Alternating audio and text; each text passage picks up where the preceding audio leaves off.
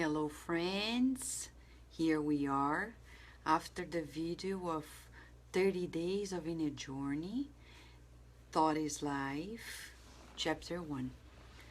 We agreed to be here with you, giving a summary about it, some exercises, and potentially answering questions if there are any, okay?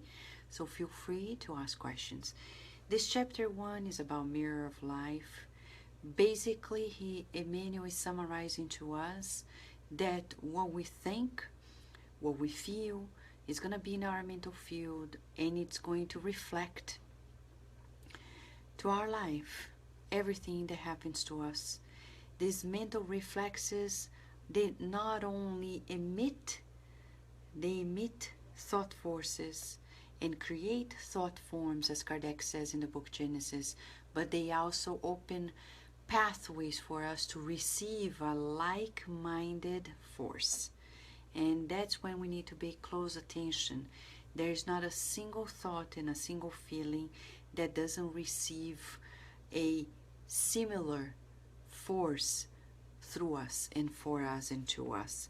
So as Emmanuel says here, the mind stands as the mirror of life. In all places, no one can remain immune from the conditions, continuous interplay of exchanges and ideas. So we would like to recommend exercises for those who are willing to do, paying attention to the thoughts that are recurrent, if they are not creating a single idea. And that's very dangerous, because when we are in this loop of thoughts, same thoughts, we are taking risk of staying stuck in one mental current and not diversifying. We may be at harm. Hello, Gustavo, here we are. And also, as he says here, we are immersed in the atmosphere of images we project and we receive. Such images either remain stationary in elements that are going to enslave us, or we can absorb regenerating ideas that promote our progress. So that's very interesting, because oftentimes people ask why they are going through problems in life. And here we have the opportunity of taking responsibility and saying, you know, I'm going to change my life.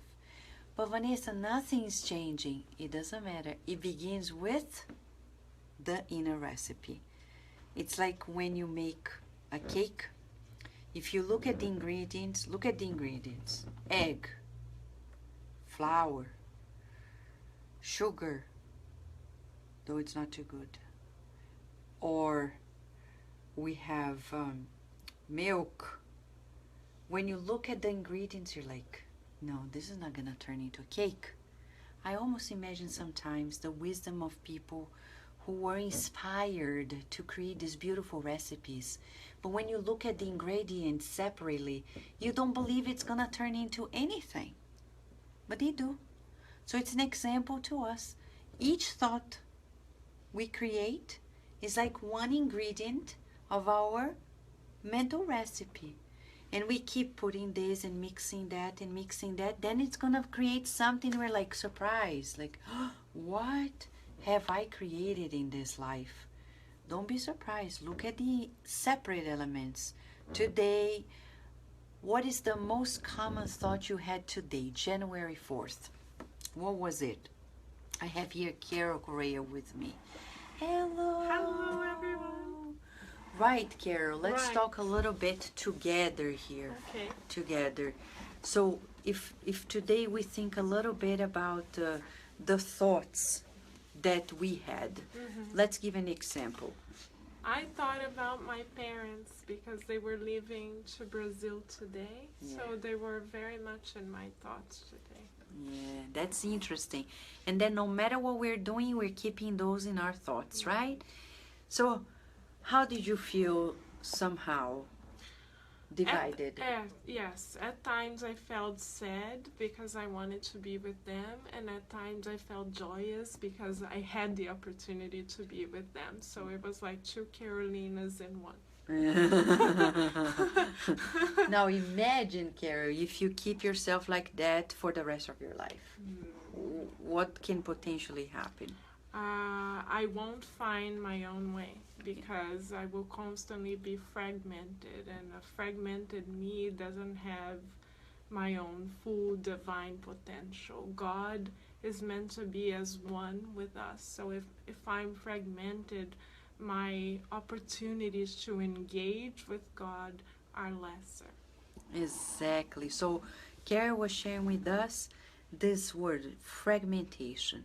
And that's why many people, they feel like, oh, I've led my whole life and I feel like I'm stuck. I've been stuck for decades.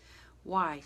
Because we lack this inner knowledge. No wonder in the Spirit's book by Allan Kardec, we've become acquainted with this very certainty that if we want to progress and avoid mistakes, we need to know ourselves.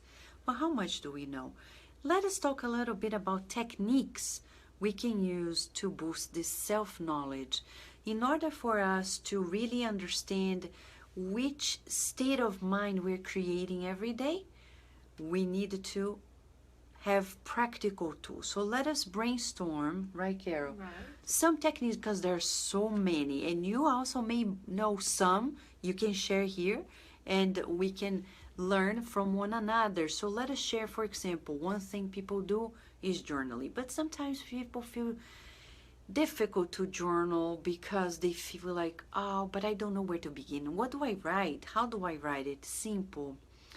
You may simply tell something that you're feeling at the very moment, or describe what you've experienced during that day, or ask a question to yourself and then answer those questions.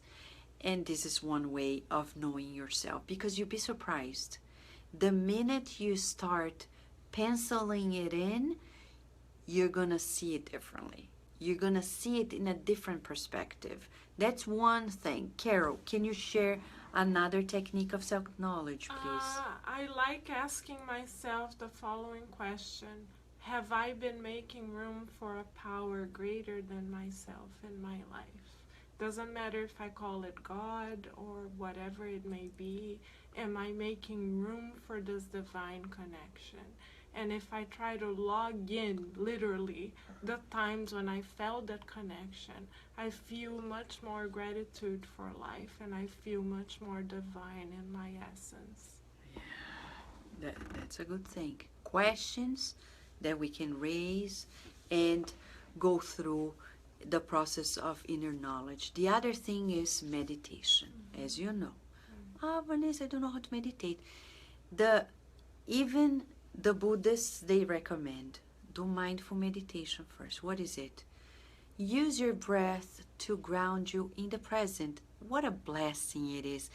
Breathing is not only to give you nourishment, but also an opportunity for us to pay attention to the present, to be one, mind, spiritual body, physical body, not split it. Because when we learn about the laws of life, we spirits are what our minds are. Kardec asked this question, okay? And we've got to know that we are where the minds are, where our mind is. But if we're incarnated, the body is incarnated, and then imagine ourselves totally splitted. No wonder we feel so stressed out. We feel so overwhelmed, tired.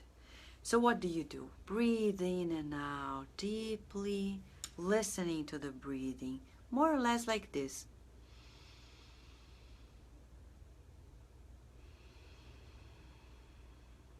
And I'm paying attention to the breathing in and out. And it almost sounds like the waves of the sea, like coming and going and coming and going.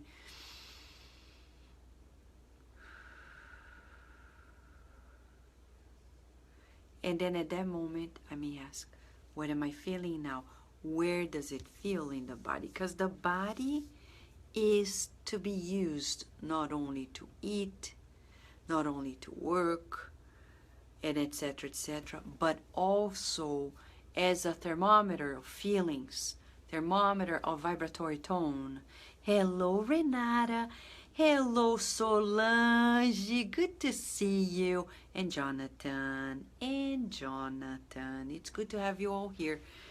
As you know, for those who are entering now, we're in 30 days, we're going to do the clips, 30-minute clips on each chapter.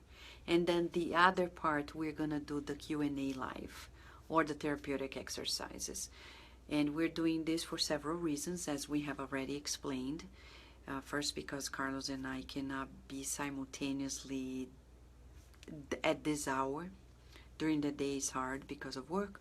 So during this hour, because we have to keep an eye on Virginia, who is sleeping and may wake up. So, and the other reason is because this book is not a story.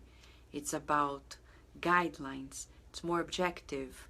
It wouldn't pertain to us to chat during the explanation, but we can do this afterwards, okay? Oh, Georgia Natalia. Oh, hail Georgia, Alpharetta. We have good spiritist friends there. That's great. So we are talking here about chapter 1 of the book, Thought is Life. And it talks about the mind, the mirror of life. The mind is the mirror of our lives. So here we have mirror, mirror. Yeah, we need to look at ourselves in the mirror and ask, what is happening there? Hello, Rudy. Oh, you thought about immortality of the spirit over death of the body as an exercise? Is that what you're saying, Rudy? Hello, Renata. Oh, you are from Iowa. That's beautiful. You have a spiritist group there, Renata? Let us know, okay? If you have a group over there. So, back here, Emmanuel says, okay, mental reflexes set the stage for the reaction of emotions. Emotions, the reaction of emotions creates ideas. And ideas determine attitudes and words that command our actions. So we need to pay attention to our mental reflexes and to our emotions. No wonder Jesus said to Nicodemus in the book Good News, we've got to know of it. It's not enough to know the scriptures. We need to feel them. It's not only about thinking, the continuous thinking. It's about the tone of our emotions. Emotions, they set the tone of our ideas, and ideas will lead us into attitudes. So if we want to change our behavioral approach, our attitude, what do we need to do? Observe ourselves and see what we're feeling.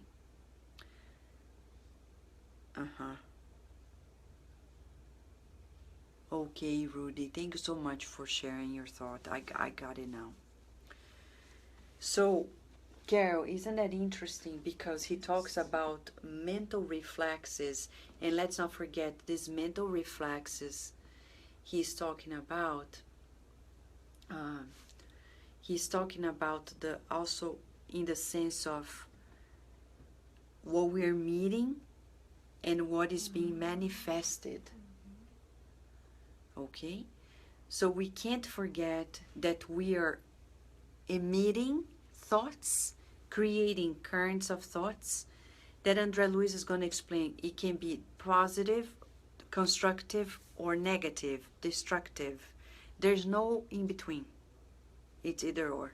There's no like, but it's a little bit good. No, but my thought is tiny good. It's either good or bad. It's either constructive or destructive. There's no in between. We really need to ask ourselves, are my thoughts good or bad?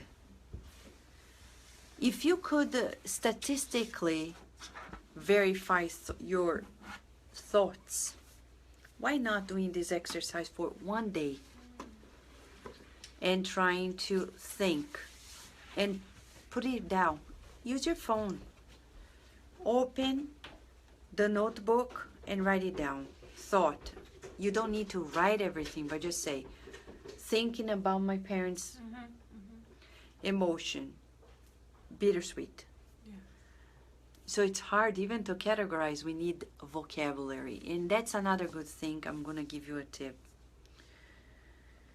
There are cards of emotions. You can go to onionhead.com, which is going to lead you into a new website, Harnessing Happiness, that they sell these cards of emotion with dictionaries of emotion, 150 emotions described. The more we learn the names, the more we can tame the emotions. Sometimes it's like parents staring to children. What are you feeling? And they don't know the name. Who taught them the name? And parents are upset because their children don't know how to name. But do you know how to name everything you're feeling? No. Can you imagine?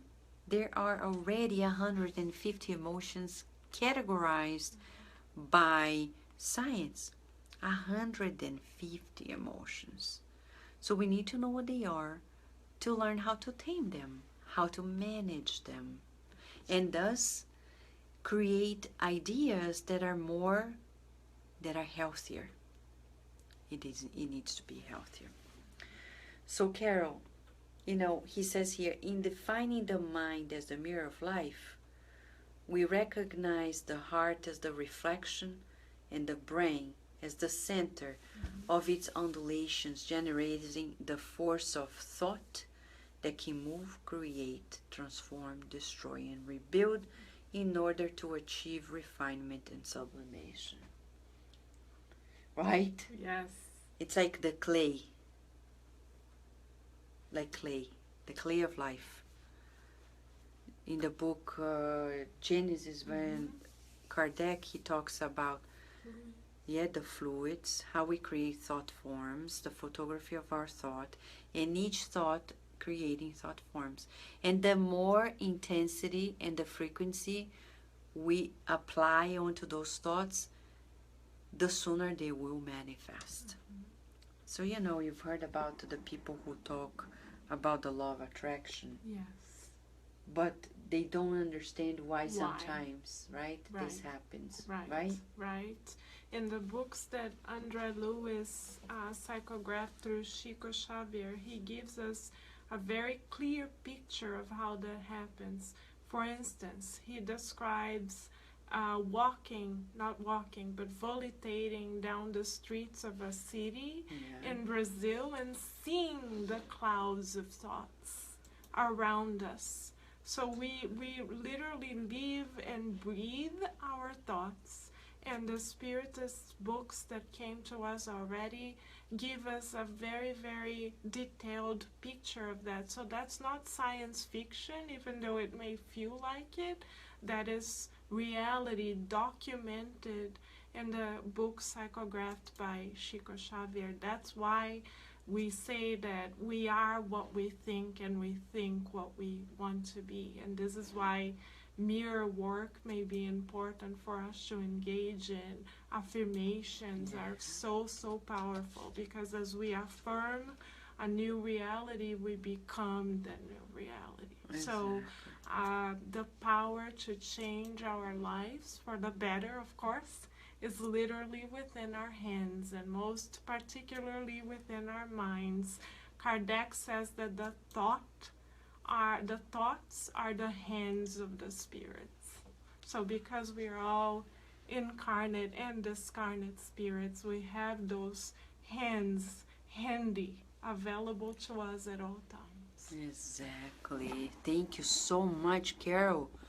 And Carol is already aligned with the topic we're gonna be studying tomorrow, which is chapter 2, and it talks exactly about the hands, our will, and how it works on operating this mirror of life. Did you know you have a mirror inside of you? Yeah, it's your mind.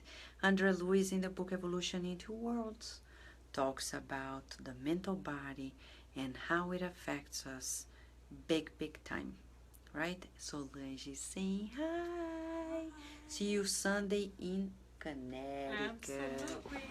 I'll be there. Yay! Wonderful. So friends, tomorrow we're gonna be releasing the pre-recorded video at 11 p.m. and by 11:30 we're gonna be here with you, okay? Okay, Gustavo, we still have 7 more minutes, so we're open for questions. Gustavo is saying, I don't understand why sometimes we try good action for people and these people really understand this action angrily. Why? It may vary, right? Remember Jesus, let's say there's no cultural barrier, any other physical barrier. Let's say it's just because they don't like what we're offering them. But look at Jesus. He came with love. And he said people, they have a different mindset. Let me give an example. I've been reading a lot about a study on the brain of people who have some form of pathology, like psychopathy. And the way they see life is different. It's like they have, some form of sunglasses that do not allow them to see the true colors of the world. The way they see it's different. It's different from the one that we're seeing and other people are seeing. So I may be offering, like for example, I can come to you and say, hey, let me give you this pen. And you may think this is a knife. And you're like, the way the brain decodes is according to the repertoire that we have inside of us. Tonight at the Spirit Side of Virginia, we were studying chapter 35 of the book Jesus in the Home, titled The Need for Understanding. And that's when Jesus shares with us the story of a man who was very wise. His student didn't understand why people behaved in such a harsh way or so angrily. So he brought the student to the middle of the streets of Jerusalem, and as they begged for donations to the temple, he observed the reactions of people together with his student. So there was this man coming along and being very ironic, sarcastic. So as soon as he left, the master and the student followed that man, and they found the man fell down the street because he had some form of deadly colic. So he was sick. There was another man who was rushing by and didn't even see that they were asking for money. So they followed the man and they found out that his daughter died. That's why he was in a rush. And each and every case they followed through, they observed that there was something happening to these people. That's why they behaved this way. No wonder Jesus then comes to us and say, whenever you see some people afflicted, give them the benefit of mercy and also the opportunity for them to receive some form of inner peace from you. So they can, with your love and compassion, they can regain this inner peace. So that's the gift of understanding. As Jesus said, it's one of the commandments of life. We need to understand that behind it, there is some form of what we call desynchronization. The person is on another page. Hello, Francisca. I've got your message. I'm so happy you're coming here. But yeah, even Carrie's like, Me too. Yay. We're gonna meet her, Min. Oh, We're gonna talk so about it. excited. Thank you. And I think this is Thank you. Mark. Oh, is it? Okay. Yeah, saying good morning. So, friends, for today, this chapter 1 about the mirror of life is a reminder for us. What is the exercise for this day for us? January 5th, until we meet again at 11 p.m. next tomorrow. What is the exercise? The exercise is, let us do a log of our current thoughts during the day. It's friend. Ah, you're funny. You're funny. Okay, friends, so let's do a log of the most recurrent thoughts during the day so we get to know ourselves. Because if our life is going to be a mirror image of our thoughts, we better either boost them up or be in trouble. Right? So friends, big hug, lots of blessings. And if you still have questions and if you still have any comments, just type them in. We're gonna kindly bring it to us, and tomorrow we may be addressing, okay? Big hug, Rudy, from Kara and I. All right. Yes, Renata, count on us, okay? You are not alone. Definitely not. Not alone. Never. Never. Until tomorrow.